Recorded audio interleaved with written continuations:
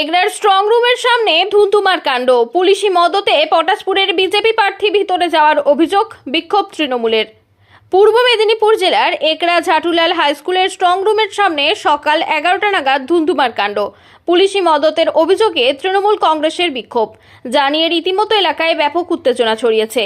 এগরা থানার আইসি সুশান্ত চট্টোপাধ্যায়ের বিরুদ্ধে পক্ষপাতিত্বের অভিযোগ তুলে বিক্ষোভে ফেটে পড়ে পটাশপুরের তৃণমূল প্রার্থী পীযূষ পণ্ডা সহ তৃণমূল কংগ্রেসের কর্মী সমর্থকরা।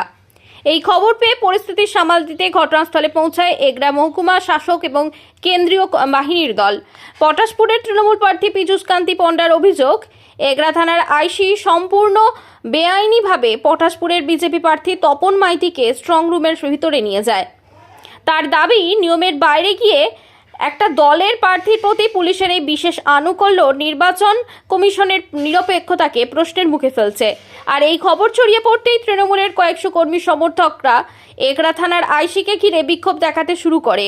আইসির অপসারণের দাবি তুলে স্লোগান দিতে থাকে। বিক্ষোভের জেরে অবরুদ্ধ হয়ে পড়ে স্ট্রং রুম চত্বর।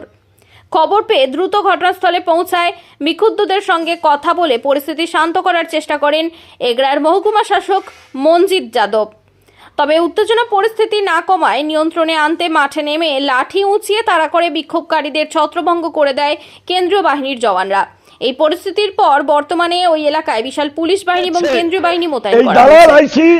আর ওর পারমিশন বিনা বিজেপির ক্যান্ডিডেটকে নিয়ে স্ট্রং রুমে নিয়ে যাওয়ার চেষ্টা করছিল। একদম বিজেপির দালাল। আমরা এখানে গণ অবস্থান করব এই আইসি যতক্ষণ না বদলি হয়।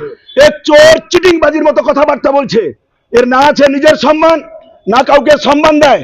সরকারি উর্দি পড়ে বিজেপির দালালি করছে এগরা আইসি। এগরা আইসি এর সাসপেন্ড চাই, এই চাই। এই এই এই এই এই আইসি, এই দালাল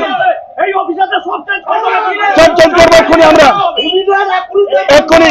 আমরা আরো এখানে রাখা যাবে না। আমরা আরো এসডিপিও অবজারভার সবকে বলেছি এক্ষুনি আসছে।